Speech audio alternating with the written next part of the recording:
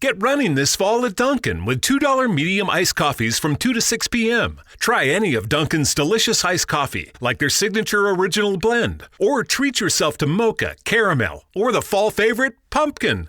Always freshly brewed, made just the way you like it. Make time for happy hour and enjoy a $2 medium iced coffee from 2 to 6 p.m. Washington, D.C. runs on Dunkin'. Participation may vary. Limited time offer. Exclusions apply. Hello and good morning, Joe. How are you doing today? I'm doing great, Al. How are you? Absolutely fantastic. I'll tell you what, it's moments like this where you sit back and you go, as a child, if I would have known that music would stick with us like this for all of these years, I swear I would have been even more truer to the sights and sounds of music.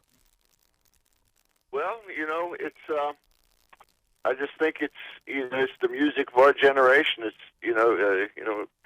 when it first started happening, everybody thought it was going to last a year or two. Yep. Yeah, but I'm still listening to stuff that I grew up with. Occasionally I throw on the old stuff, and man, it just blows me away. So I just think good music is timeless. Yeah, right? and it seems to be evolving with us as we get older and things like that. It's not necessarily, when I plug in one of your songs, I have a childhood memory. No, it's a memory of, let's say, maybe a year ago. And I mean, that's what I love about music, is that the memories just continue to play along. Well, yeah, I mean, it's just, for us who love music, it's part of the fabric of everyday life. It's just there. It's just something at this point you almost take for granted, because it's been with us for so long now. All that great rock music and plus blues and jazz and the whole American songbook. There's all kind of stuff that it's endless. What you can find out there, especially in this day and age with the internet, where you just plop yourself down in front of a computer and pull something up that just blows your mind. You never heard before. Right. Well, I've always thought of you as being an American masterpiece designed to share stories. Where did you get that story ability where you can just sit there and just bring something to life and we're going, yeah, I get it? Well, when I was younger, I read a lot. Really? I read constantly. Yeah, I didn't have a television till to probably to 1980. I never bothered with television, so I read, and I just had an appreciation of how people used words, and basically going to kicks where this week I'm going to read Hemingway, and I'd read Hemingway, most of his works until I had gone through as much as I wanted to, and then switched. Now I'm going to read Fitzgerald. So I always had a really deep appreciation of good writing, and when I started writing myself, I just found that I did a better job when I was writing from what I knew. Yeah. I'm not a science fiction writer. I can't go on these flights of fancy and make it sound true to myself. So I always went to the stuff that I knew about to write, which was family and friends and the world around me, and what was going on in everybody's lives, what was going on in my life. So that's how I approached my take on writing. It was pretty much observational, as they say. I love that, because Mark Twain was the one that said that what we need to do as writers with our words is that we cannot lose our accent. We've got to be able to stay true to who we are as writers and not try to be somebody else. Just be yourself. Well, I found that that when I started doing that, that's when I got a record deal and started writing really good songs. Before that, I was floundering because I was trying to learn how to do it, and trial and error, and probably more errors than trial at that time. And it's a craft. It's if you keep at it, eventually something's good's gonna happen.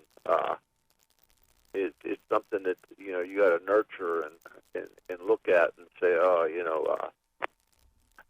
I'm not a guy who's going to say I'm going to sit down and write for 2 hours every day, but Right. I'm certainly thankful when I do write something good, and you reach a certain point when you know what you're doing, if it's good or not, right?